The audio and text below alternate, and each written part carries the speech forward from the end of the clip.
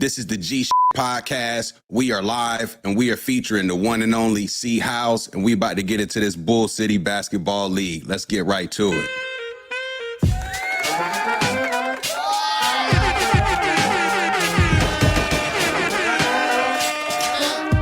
doesn't matter how you feel. I'm not taking no talk back. You see the green cap?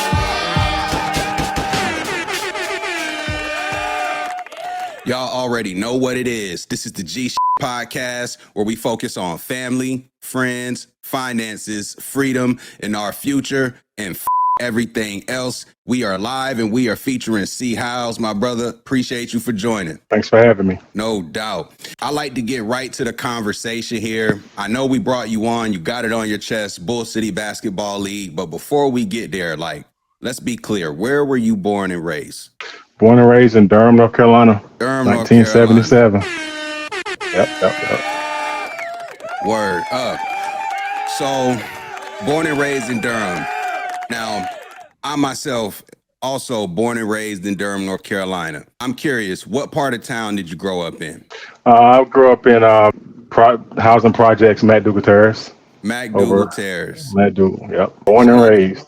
Shout out to McDougal. So you were born and raised. That's where you spent from elementary through high school. Did you spend all of your growing years there? Yep, was born there, and I think we left when I was 17, 18. So I gotta get to this because anybody from Durham hears the name McDougal Terrace. I think the neighborhood might have a certain reputation or stigma to it, right? I'm curious, how would you describe your experience growing up in McDougal Terrace during that era, I guess, of the 80s into the 90s? All right, so my experience, I witnessed a lot. My family, we have a big family, so we were kind of close-knit. I had older cousins, both sides of my family, so I didn't have to stray away. They always kind of kept me in line. So I witnessed a lot. I grew up around a lot, but I never got involved in it. So my experience was I guess you would say, a good experience. I didn't realize, what I was growing up around or in because of my family, because it was so tight. So I don't have a horror story to tell you about growing up. Like I said, I saw a lot. I grew up with a lot of people in the streets, but I was never in the streets. So, and what was it that you feel like ultimately kept you from going that path? I just had people.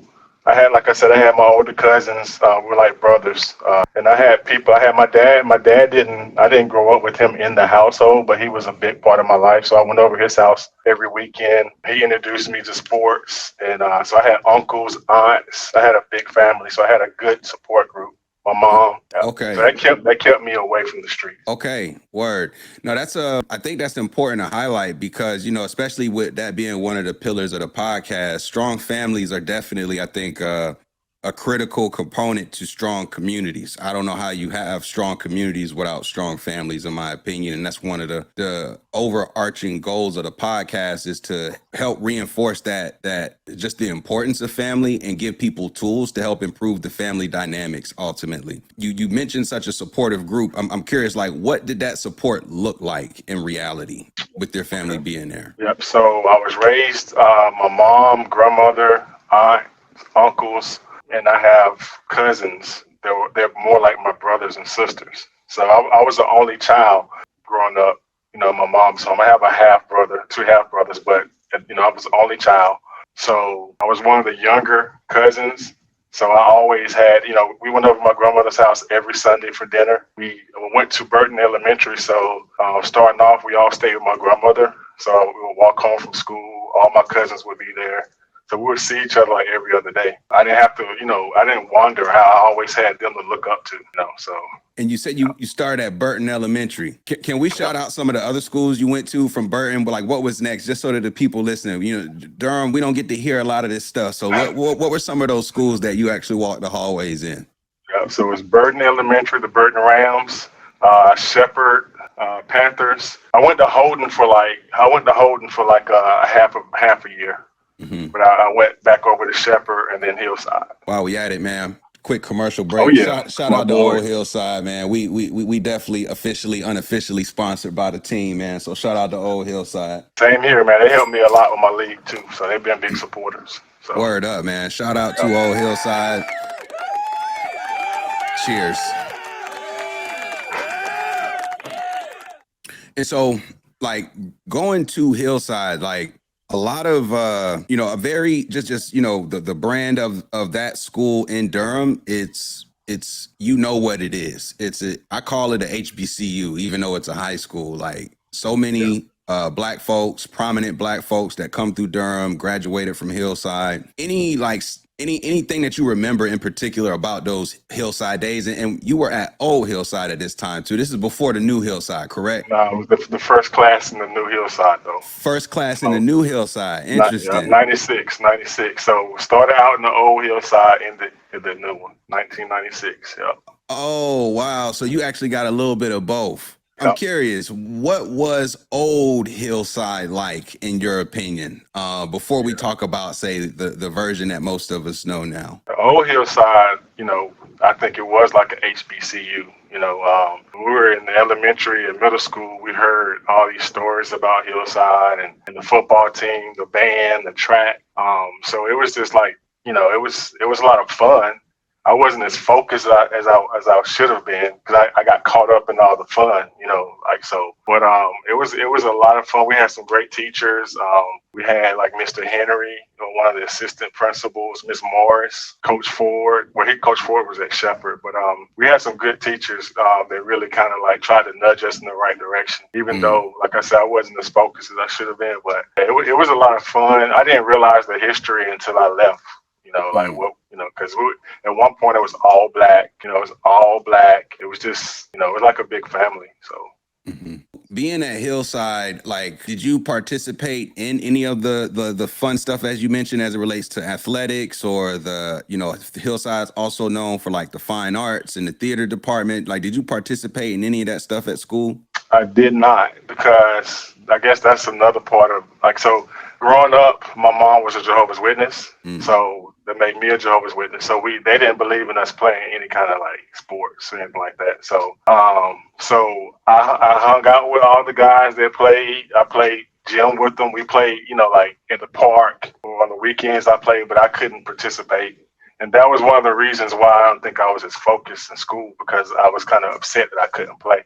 So yeah, so that's kind of my story. I wanted to play. I felt like I was good enough to play, like to make JV or make the team or whatever. But I could never join the team. So you grew up Jehovah's Witness? That's correct? Forgive my ignorance, because I don't know much. I know certain people grew up, like Michael Jackson, I think, might have grew up, and maybe, or was it Prince? Might have been Prince. Oh, both. Both? I think Michael Jackson grew up as a Jehovah's Witness. I think Prince came on later. Okay, I'm gonna be honest. I don't know much about the religion outside of the stereotype of like walking around knocking on doors.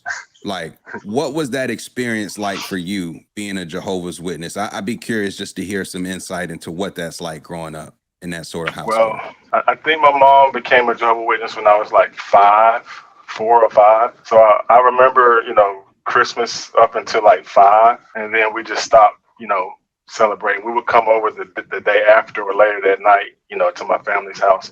So growing up in the beginning, it was cool. That's all I knew. It helped me in school at first, because like you had to come up with these mini lectures or mini talks, as they call them. And that did help me in school. In the beginning, I know how to do outlines and all that. I know how to read at an early age because of that. So in the beginning, it was cool. I didn't know anything different. But as I got older, I guess when I hit middle school, when the sports things came, I was big into sports and I couldn't play. So I started having a disconnect. But I continued to go to all of our meetings, and I got baptized when I was like 16. But I got baptized, but I was still the opposite at school. So I was kind of like living a double life, as they call it. So I was giving my talks. I was going to all the meetings. I was just doing what my mom wanted me to do, pretty much. So yeah. And like, what were some of the sports that you missed out on that you really, if you had the opportunity, you would have played? I think I would have football and basketball and the band. Like I really couldn't even do the band. Like in Shepherd at Shepherd, I was in band class. I took band at Hillside, but I couldn't participate in the band. So I think I probably, but I knew I would have went out for football and basketball. Okay. I do know that for a fact. I'm curious, like, what is it about that religion that prevents, or in your case, prevented you from pursuing sports or band? Like, what is it about the religion that says that would be deemed unacceptable? You couldn't, it's like bad association. So they looked at that as like you should only interact with the people in the religion, and everybody else on the outside was pretty much bad association. So they didn't want any of that rubbing off onto you on the way to a game, or that's how they put it. So that's why we couldn't. And they kind of made it like I heard that now they make it up to the parents, but back then in my household, my mom was like, no, you're not going to play sports. You're not going to be around bad association. So that's what it was. When you would play sports recreationally, was that like in secret? Like or did you have to keep that, hidden, or was that something that was acceptable? Well, that was acceptable. So that's kind of like hypocritical. That was acceptable. I could go out to the park. Like I said, I grew up in McDougal, so we had the bottom and the top. We played basketball all the time. And then on Sundays, some older Jehovah's Witness guys, they would get a group of us together and we would go play on Sundays. That was our little league. It wasn't like an official league, but that was our little. I had maybe like 5 or 6 guys that we all met up every Sunday and we played every Sunday. And I did play in the neighborhood a lot. I played at school. We would leave school to play basketball. We would sneak in the Central's complex to play. So I've always played. I just couldn't do organized sports. I say that's one of the things about growing up in Durham is that it really is like a hooper city. Even when you don't hoop, you still have to hoop because all your friends are hooping. Like you're gonna be on a basketball court even if you're not that good. You're gonna play, you're gonna hoop, you're gonna get into some mischief looking for courts to get onto before you get kicked off. They've even taken so many courts away that we used to hoop on, at least that I remember you used to hoop on, and now Durham's changed so much. They've taken some of those courts down, turned them into other things to, I think, keep certain aesthetics out of the neighborhood and whatnot. That era, like one of the Durham hooping legends, arguably one of the greatest to come out the city. I think, the greatest would be John Lucas personally, but Rodney Rogers also grew up in McDougal Terrace. I'm curious, did you have any run-ins with him at that time period? And if so, any memories you can share with us? Yeah, man. In my eyes, he's the greatest to come out of Durham in my eyes. But he was close to our family. Like he was older, so I was a little boy when he would come around. When his name would start to ring, he was closer to my older cousin's age. But I saw him. He would come by. Everybody would come by and speak to my grandma. You couldn't walk by without speaking. He's come over our house a few times. And like I said, he was friends with my cousins. So when I remember going down to the basketball court in McDougal, everybody just watching him play. His older brother played. I think he had a couple of brothers that played. So we all knew about him. I didn't realize that he was going to go that far. So, but when he did, we were all glued to the TV, following him at Wake Forest, all over. So my family, we knew him, but just because I was a little boy or younger when he came, I didn't have like a personal relationship with him. But he knows, he would know who I was if he saw me. He knows that I'm a house. So yeah, man, that's dope. Like I said, a lot of talent comes through the city, especially from a hooping standpoint. And Rodney Rogers, man, shout out to him because that is, definitely one of the legends who made it out. Great career in the league as well. I'm curious, like, kind of fast forward into the fact now you have a whole company dedicated to sports and entertainment, but that was something that you didn't have access to really dive into growing up. So I'm curious what changed for you along the way to really embrace that world of sports and entertainment. Well, the fact that I could not play, I kind of super deep into like the stats.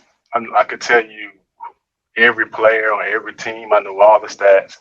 I watched all the basketball we could back then. We didn't have like all the channels, but I watched every game that came on TV. I knew all the stats. So I think that's where I got a spark. Me and my friends would always talk about.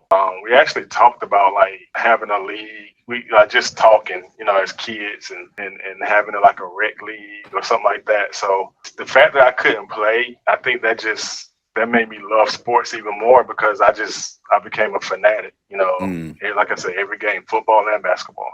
I even watched baseball in the beginning. I remember before video games kept stats, I had my own stats book. So I would keep stats and how many yards I had per game and all that. So I was like a little sports nerd since I couldn't, play organized ball. So Okay, very interesting. So like how did you ultimately come up with this vision for Carolina sports entertainment? Like how did it just come to mind? Like what was the initial inception? Okay, the initial inception is my daughter. I have two daughters, right?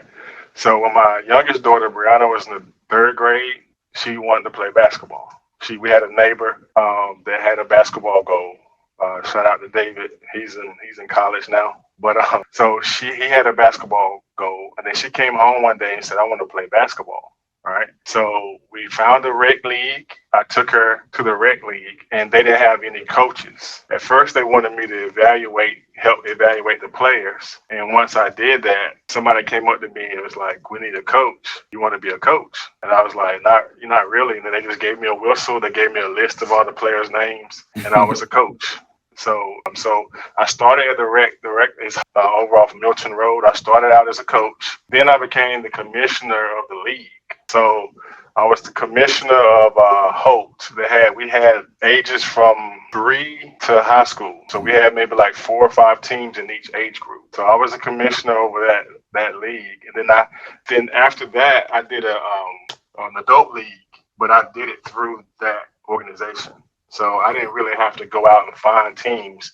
I just used the database, and we did a successful adult league. All right. So then after that, my youngest daughter, she was pretty good, and the girls that she was around was good. So we did a AAU program. So from that, me and my partner, the same guy who we came up with the Carolina Sports and Entertainment idea, his daughter, his name is Keelan, his daughter. And my daughter, his daughter was like in the 2nd grade. My daughter was maybe at this point, 5th or 6th grade. So we started Triangle Thunder. It was called Triangle Thunder. It was a girls' AAU team. Mm-hmm. And we took them as far as we could. We went to the Charlotte with the AAU finals. We went to Myrtle Beach. I think we went to Atlanta maybe once. So we had some good teams.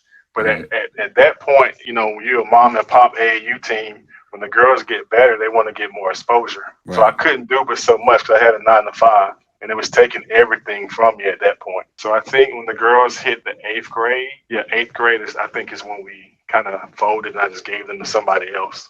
So that's where they all started. It started with the Hope as the commissioner, and then me having the AAU program for my daughters. So the long story short is because my daughter came to me and said she wanted to play basketball. Got it. Yeah. That's dope. So how long in between, say, does the AAU team still exist, or did that end once you stopped coaching your daughter? It ended. Yeah, that ended. So at that point, I would help out with some of the other teams that she was with, or I would still try to train her. I would train. At this point, both of my daughters were playing. Mm-hmm. So I had 2 daughters playing, so I was still kind of training them, going to all their practices and all that. So from 8th grade up until that was it. That was the end of my AAU career there, that 8th, 9th grade. So how long of a time period between stopping that and coming up with the actual Carolina sports and entertainment business? So 8th grade, that was 2000. And let's say my daughters now are a junior and senior in college.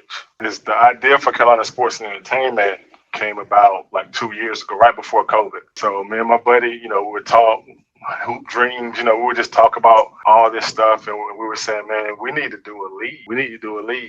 Let's do it. We would talk all night about it. And said, let's go, let's do it. We thought it was going to be so easy.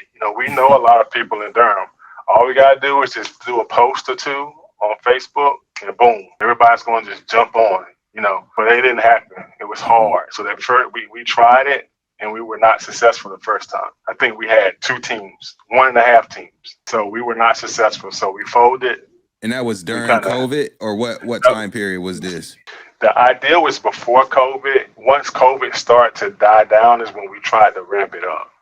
So COVID was kind of going away. And then we said, all right, we're back outside now. Let's go ahead and do this league. And it didn't happen. Why do you think it didn't? Why didn't you think you had the success? Why did you not get the success you were hoping to get that first time around, in your opinion? Because we just didn't realize how hard it would be to do it. Like we knew a lot of people. We just felt like we just posted, we throw a flyer or 2 out, we go to some barbershops and everybody's going to jump on. Mm-hmm. So we just thought we didn't know about the marketing behind it. We didn't know about the grind. Mm-hmm. Still, it's a grind. Like people don't know how much it is just to run a league. Even with 6 or 7 teams, that's a lot. You got to pay the referees, you got to get the gym, and you got to get people to commit and pay, because you have to pay. You have to pay to put a league in. You have to put a team in. You have to pay. So once you start talking about money, people might fall. They might fall back. And our initial idea was to do a 40 and up. It was going to be just strictly for the older guys, 40 and up. And we found out that a lot of 40-year-olds aren't playing anymore. Knees is gone. Gone. Yeah, so it was hard. And then we didn't know. So also we were like, we're the only league, man. Like nobody's doing this in Durham. Nobody's doing this in the area. And we didn't know that wasn't the case. There were other leagues, So we thought that we came up with this brilliant idea that nobody was having leagues for people that age, but there's some leagues in the area. So that was another reason why also. You didn't necessarily realize that the market already had stiff competition. Mm-hmm. Yeah. What were some of those early lessons learned from that initial launch that ultimately, wasn't as successful as you hoped? So what I did at this point, I started looking at other leagues. So I would go to different games, attend. The city had a league. I would go to that league just to kind of still look to see what they did to make it successful. And I would ask people, what did you have to do to get in this league? Just to kind of behind the curtain, So we did a little. I guess that's research. So for the next year, we still talked about doing it, and we were like, well, we're just going to sit back and just kind of study. I went on YouTube and I was just doing a little research, not just for a sports league, just for a business period. Like, how do you market your business? How do you get sponsors? How do you, so I think that was a learning process, because I don't think even if we would have had the teams back then, I don't think we would have had a successful league, because we didn't know how to, we just thought we know basketball, we know sports, so it should be easy to do a league. And like I said before, when I did the adult league, I had I had an overhead, so I didn't have to worry about the money or anything, because that all was funneled through that organization. And did you have to budget it or anything, or was it just basically taken care of? You show up and make sure it runs smooth? I just showed up, cut the lights on, the refs, they would give me the money to pay the refs. Nothing came out of my pocket. Mm-hmm. So I knew how to run a league, but I just didn't realize, people tell you, hey man, I'll pay you next Friday. The next Friday, I'll pay you next Friday. It's a lot, man. You got to kind of stay on people. It's a lot. It's a lot. So, and you're like, man, it's just like $65 or $70, but I get it. So. Hey, yeah, man, definitely. And especially today, the cost of everything is so expensive today. It's just, food, gas, we're not even gonna talk about entertainment, but stuff, life is expensive and has gotten even more expensive here over the last 2 to 3 years. People having the extra funds to invest in, a basketball team and the time commitment as well. So, so it basically sounds like you had the idea for a league, but correct me if I'm wrong, but it sounds like maybe you didn't think about it as a business at first. You kind of just thought about it as something that I can do and create, but didn't really consider it as a business from the start. Exactly. That's it. We didn't know we didn't read the fine print, so to speak, So, but that's what it was. So when you approach it as a business, kind of, everything will run a little smooth, more, a little smoother than before. So I'm glad it didn't happen the first time. And why is that? Because like I said, I don't think we would have been able to. I don't think we would have been able to like run it smoothly. I don't think it would have been a good league because we didn't know all of that stuff. Then that's why we're trying. That's why we came up with the Sunday. We play on Sundays. We try to be a little different. Y'all, most of the guys have families. You can maybe break away for an hour or two on a Sunday, come out and hoop, and then go back home. So the little things like that, we thought of that year that we were off, or we, just sitting, around with ideas. That's one of the things we came up with Sunday. And then the whole thing is we want to be more than just a basketball league, right? So came up with the idea we're going to take one or two players from each team from a mentorship program. So that was another piece that we thought about over the year. Hey, let's do something, to give back. That's the way we can give back. Since we're all around each other for like 8, 9, 10 weeks, you get to know these guys. I've met a lot of good guys through the league, and we kind of talk every week now. You learn different things from different players. I didn't know this guy was an engineer. I didn't know this guy was a teacher. I didn't know that. So you kind of got certain ones that you can kind of pull and say, hey, what do you think about giving an hour or two of your time, once or twice, a week? So I've had conversations, and that is the end goal. The end goal is to take a couple of players from each team and form like a group of men. We can take the kids to, like football games. I have my tech guy, Brian. He's an engineer. He wants to do something with the kids, with engineering through Roblox and things like that. So we got a lot of ideas, but I wanted to get the basketball. I wanted to put out a good product first so people can know, okay, when they hear Bull City Basketball League or Carolina Sports and Entertainment, I want them to know, okay, they're good people. They're going to put a good product. They're doing something for the community. So I just want to use that like as a vehicle, to give back. For sure. No, that's dope. I like that for sure. That is definitely dope. I like the vision of the common denominator being something that as a local, it's going to bring people around when you have opportunities to hoop. There are people of all backgrounds looking to hoop here in Durham, and that's a fact. You had that first rollout. I'm curious, you spoke about some of the mistakes in terms of the initial approach, and thankfully, you didn't bite off more than you could chew in terms of the response, and then not being able to manage the interest. And so you also mentioned some of the things, referees, gyms that you require to have such a league. Just talk to me about what it takes realistically to get a good gym in Durham for a league like this. I mean, the cost? A little bit of everything. It's tight in Durham. We went through the city initially, so we're going to do it through the city. They charge maybe like $65 an hour. They charge a setup fee. You have to put a deposit down. And what type of gym for this price point are we talking? Let's say Edison Johnson. By the museum, we use that one. We have used that one. So you have to do a month. You have to do a month in advance. You have to go ahead and put your deposit down. I think $250 deposit and 65, 70 an hour. And that's no concessions or anything. That's just for the gym, right? So the referees are maybe $30 an hour times 2. Gotta pay them in cash. You go ahead and pay them when they get to the gym. They're ready for their money. Gotta pay them in cash. So you get that out of the way. Then you have staff, right? So you're thinking I can just pull somebody from the stands and do the books, but it's not that way. Like if you want a good product, you have to have people that know what they're doing. So you have to pay them, So we pay our staff. It might be we have a older former athlete that she helped us out this last year towards the end. My daughters helped out. Keelan's daughter helped out. As we got towards the end, we had to pay people, So we had 3 games. You got to pay them times 2. So you have 2 people at the books. So that's paying. You got to pay them maybe $30, $40, right? So for the day. That little stuff adds up. No So that's pretty question. much it. The ref, the gym, the refs. The first go round, we didn't even have time to worry about concession and stuff like that. I didn't have.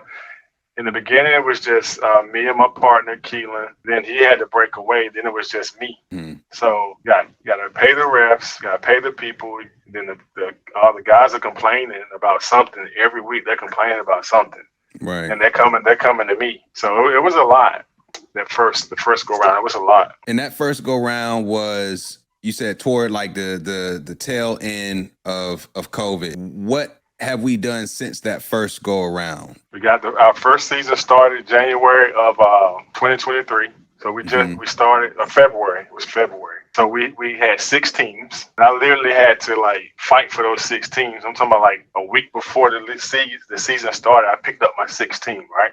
Mm-hmm. Because there's other situation that they already were tied to. And they didn't know who I was. You know, a lot of those guys they're not from Durham. They didn't know who I was. So we had our league. We had 6 teams. In the beginning, I had issues with the gym.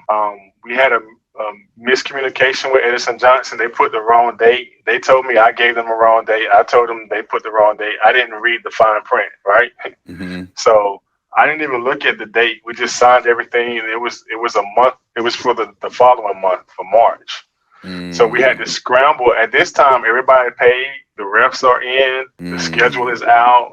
You know, so we had to find the gym. So we found the gym that I started out as a commissioner. I went back there, but that's not the best gym, and that's not the best gym. You know, Right. so and some of these guys are hoopers. Like some of them might play semi-pro ball. So they walk in the gym and like, man, what are we walking into? You know. Mm-hmm. So we had our bumps in the road the first 2 or 3 weeks. Then we did end up at Edison Johnson, and then I got a relationship with Central, the complex, and the Jewish Community Center off of Cornwallis Road in Durham. I have relationships with both of them. So we ended this season well. Like, so we had the playoffs at the Jewish Community Center, and then we had our championship game at the complex. They took a flight. They said, okay, we're going to give you this one day. If you don't mess it up, if you don't screw it up, then we can talk during the summer. So everything went smooth. There was no issues. We were in and out on time. But now they're renovating it now. But we should be on schedule for the 25th to start out at Central. With our backup gym, our sister gym being the Jewish Community Center. You'll be starting up the second season of the league in a couple of weeks here, June 25th of this year. Yep. And the reason why I piggybacked off, because the first time, like I said, towards the end, it was just me. We didn't have a lot of photo, like we didn't have the video, we didn't have the presentation down, we didn't have an app where you could, keep up with the stats and everything. So once I learned all that towards the end, and I got a team around me now, right? I said, hey, let's finish, let's hit it one more time. Let's finish on a high note. Let's get some good present. Let's get, we got a website now. We got a YouTube page. We can stream the games. We can upload the games. I even got a guy that's going to do my, like a theme. He's a producer, might do the music for it so we can upload it on YouTube. So I just want to give a better product from the beginning to the end. So with this league, it's going to be 8 teams. We probably could do more, but I want to do 8 teams. We're going to have another thing with our league that's a little different. We have a prize for the champion. The first year was $1,500, and that was put up by old Hillside Bourbon. So they did that for us. Yeah. So that was a huge help, man. So in this for the summer, we're gonna top that. We're gonna do more. That's our goal is to do more. Yep. They really looked out, man. And that was a phone call. I knew Brian. I know Brian from Hillside. He's older than me, but we had a pretty good, connection back then. And we didn't hang out or anything, but we would see each other in the halls. He would always have his drumsticks, But so when I hit him up about it, he gave us some advice. That first time they were ready. The first time they were gonna do our uniforms for us. They was gonna pay for our uniforms for the whole league. Just put their logo on it. We didn't, we weren't successful. So when I came back the second time, I was like, man, they're not gonna do it because we already tried it once and it didn't happen. But kind of gave him the vision and everything, and he was like, I'm down, let's do it. So Word. Yep. Word. That's dope. So we're starting up June 25th. So are we still getting registrants? I guess I'm gonna give you a second here. Like, tell me. Okay. I want to know how many teams can we expect this summer, and if there are slots available, can you talk a little bit about how people can register? Yep. So we're going to cap it at 8 teams. So we have maybe like one slot, 1 or 2, because I have another team that might be on the fence. So we have 10 teams verbally, 15 teams verbally, but as far as people paid and everything and committed, I say we're like at 7. So we have a slot open. Another thing we came up with the idea of a free agent pool. So when people didn't have a team, they would say, "Hey, I want to play in the league. I just don't have a team." We that one is full. The free agent pool is full. So we have a free agent team, Showtime. They have 10 players. They we have a group chat, and they're connecting. They're getting together, on their own, practicing and things like that. So June 25th, we're going to have 8 teams. We're going to start at 3 p.m. on Sunday, and we're going to go 3, 4, 5. Then we're going to get out of there. So 3, 4, 5, 6. We're gonna have 4 games. 4 games on Sunday. So we're gonna start at 3, and we're gonna have an all-star game. We had an all-star game last time, but we couldn't do like a 3-point contest like we wanted to. Little skill challenges and things like that. It's gonna be quality basketball, man. It's gonna be a good presentation. We have an announcer. We're gonna have some music playing. We're gonna throw in some raffles, half court shots, little things like that for promotion. Yep, June 25th. But the deadline for registration is June the 10th. Okay, so we still got a little bit of time left to register. Yep, June the 10th. If you come, my number is all over the flyers and the website. What we're gonna do is we're gonna have. Can you give the people the website? Yep. We'll make sure we got it in the. Make sure we got it in the description. But can you give people the website for those listening? Yep. So the website is the company name, which is Carolina-sportsentertainment.com. Okay. Word. Carolina-sportsentertainment.com. So just to kind of go back, Carolina Sports Entertainment is the company. We're going to do different leagues under Carolina Sports Entertainment. Bull City Basketball is the first rollout. So the reason why we said sports and entertainment, we want to do leagues. We want to do like a flag football league. We're going to, I'll talk about that, this label. We're going to flag football team league. We want to do camps. We want different people to come in and do like little seminars for the kids. So that's why we said sports and entertainment. It's going to be it's a broad, spectrum of what we can do. But basketball is just the first rollout. And then we can go from there. We're going to also, I wanted to say this too, we're doing a middle school like AAU tournament also. So I don't have a date for that yet. I don't have a venue for it, but we're talking to different teams now. We're going to do a one-day tournament. It's called the Bull City Bull City Tournament of Champions. So we're going to take some of the better middle school AAU teams in the area and put them in a one-day tournament and do that. So we're going to do that. I have more information coming on that one. But, okay. So that'll be our second rollout. So the first one is the Bull City Basketball League, and then the second official rollout will be the Bull City Tournament of Champions. And you mentioned that as it relates to the league, the Bull City Basketball League, you have quite a range of talent and players with different backgrounds. Is there any like requirements to be a part of a team or like any prior history of a certain level to participate? I'm curious, what do you have to do to make a team? No, it's 18 and up. We opened it all the way up. We had the first season we had a team full of from 18 to 25, and they were playing against older guys. They loved it. It was good, good competition. So we don't have any requirements. You have to be 18. We have a no tolerance, no tolerance for any type of violence or anything. So yeah, we didn't have any issues. We don't plan to have any issues. We haven't had to have a police out or anything like that. But at Central, they do have security that comes with the gym, but we haven't had any issues. In the gym, the people can spectate and watch the game as well. Like if people want to come and enjoy some quality basketball on a Sunday evening, how would they be able to do so? And what does that cost, if anything? It's free admission. So we're still going with the free admission. You just come up there. They're working on the bleachers now. So all the bleachers should be done. A good waxing on the floor. You just come out. It's a family environment. Like we have a little music. We have the commentator. We have kids out there. We have wives out there, girlfriends. It's a good environment. It's a good family, clean environment. We're not gonna have any crazy song, like no profanity on the songs or anything like that, because we know that kids are out there too. So Mm-hmm. all edited versions of the songs on that we're playing. It's a good environment. We had a good turnout the first time.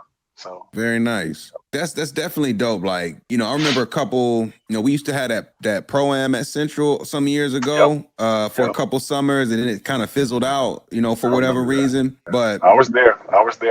yeah, that was definitely like a hot ticket in the city for those summers when the pro-am was going on. And I like the idea of just having something that gives people the opportunity to compete, do it in a good environment, and the vision long term to take the league and then use it as a funnel to give things back to the community, whether that be mentorship or exposure to opportunities. I really like that vision for the league as a whole.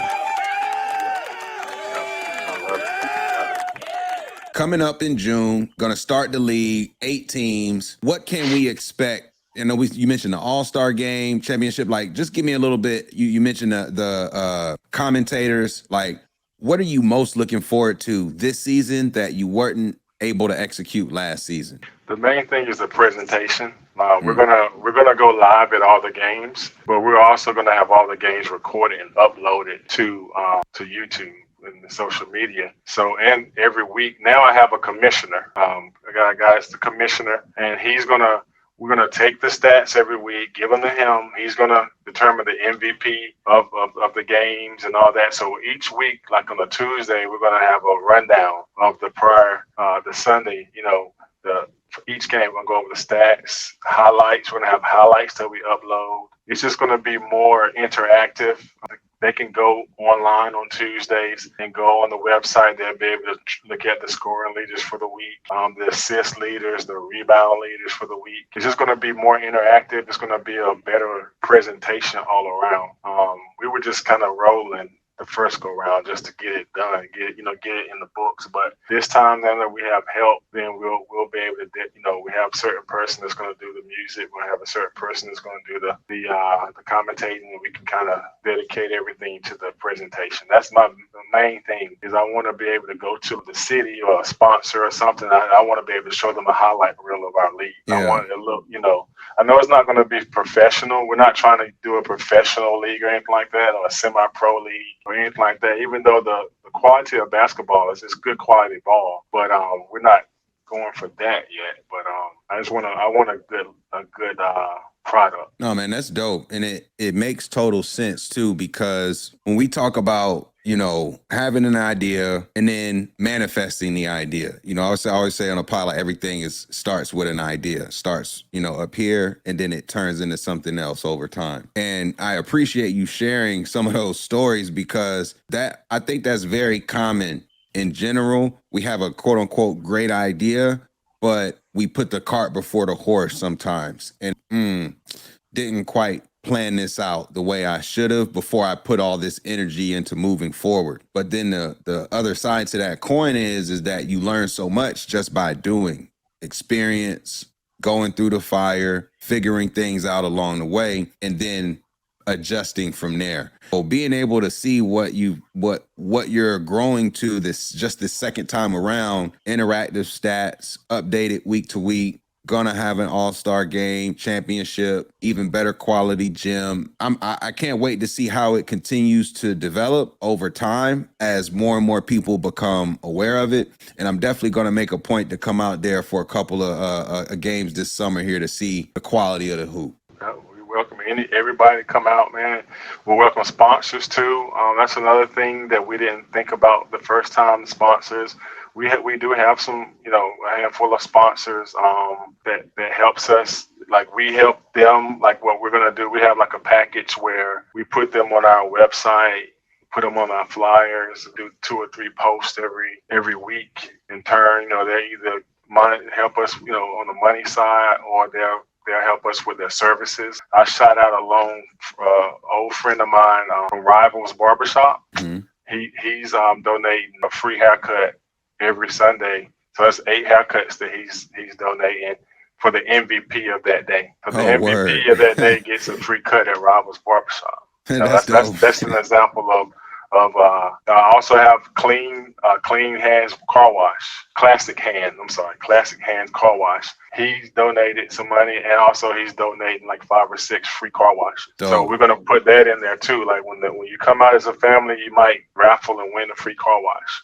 So those are 2 the sponsors that come to mind. Also, another sponsor in Raleigh. He is a guy at Capital BST. He has like a boutique, like a shoe store. Yeah. I've been a customer of his, and we've had a good, interaction with each other. And I just hit him up one time, and I told him about the league. And he, for the first season, he gave a $150 gift card to the MVP, to his store. In turn, we promote his business and things like that. So we're looking for more sponsors. There's more people in the community, that's helping. We can help them. They can help us. So that's wide open. We're still looking for sponsors. They can email us or call or to get the sponsorship package. I have a form with the packages, the different tiers. So still looking for that. Word. Yeah, man, that's definitely dope to hear. And shout out to all the sponsors who support in the league. Shout out to y'all supporting the league, supporting something that's giving back to the community. I appreciate you hopping on a podcast, not only talking about the actual league, but also some about your background and what led you to having this sort of idea, and then the work that you've put in since the idea to build it to this point. I'm curious, before we start to, before we get out of here, we start to close things out. I'm curious just to hear from you. I know you mentioned doing some other sports potentially in the future. After this first or this second season upcoming here in June, what do you anticipate people can look forward to after this upcoming basketball season? Well, we're going to do the middle school AAU, the AAU, the tournament. We're going to do that. I'm in talks also about some basketball camps for the kids over the summer. Mm-hmm. Once we close the chapter on the season, we're going to kind of focus on doing things for the kids. It's going to be back to school. So I know we're going to do some kind of back to school drive as a league or as a company. We're going to do that. So I'm going to partner with someone on that. That's it. We're going to do more in the community, try to have a bigger name in the community as far as helping out, where I come from, and also want to shout out somebody else, Grab. I help out with Grab. Shantia, she's the owner of Grab. So that's an organization for youth. Also, I help coach one of her basketball teams. That's like a middle school age team too. I'll connect you with her too. She'll be a good interview. But so I'm doing a lot of things in the community, just trying to do what I can. I have a family, have a wife and kids, so I still have to balance my time. Yeah. But I'm doing all I can. To give back to the community. But expect the football. This is a division, flag football league, tournaments for the kids, different. I don't know if it's going to be a seminar based, but different, not just sports, like an engineer or teachers or anybody, that could another option. I don't want to just make kids think it's all about sports. This guy can hoop, but Monday through Friday, he's an engineer over at Cisco or somewhere. You know what I'm saying? So I want kids to see both sides of it. So that's another goal that I have, just to see. Because as a kid, I think, man, you talked about it. I didn't know all the options that we had when I was a kid. Like I was telling you, I didn't know what Research Triangle Park was. I thought it was a park. You know what I'm saying? I didn't know what we had right 10 minutes down the road from us. Yeah. So I just want the kids to know what they have, man. Like where we live, there's a lot of opportunity. Yeah. So I just want to open some kids' eyes to the different possibilities. That's all. And I really appreciate that type of work, and anything that I could do to help support that mission and further echo what you're doing. I'm all aboard. I've said on earlier episodes, myself growing up in Durham, had no clue really what Research Triangle Park was. Had no clue of the opportunities that existed there, and even the School of Science and Math where I worked at for a year. had no clue that one of the best high schools in the whole country was just right here in the city of Durham. These opportunities that are right here in a Durham kid's backyard, if we don't let them know that they're there, you know, it's a shame that our school systems, it's a shame that we don't prepare people locally to take advantage of what's available here locally. That is what the shame is. And programs like yourself with the Bull City Basketball League and the vision that you have, like, we need more of that in this community to feed into the youth, to let them know what's out there. So shout out to you for doing that. Definitely great work. Any last words, final words that you might want to leave with the audience before we wrap up and close out? June 25th is the tip off. Registration closing June the 10th. We have volunteers. If you want to give some time, you know, we're still a small organization. So if you want to give an hour or two on a Sunday, hit me up.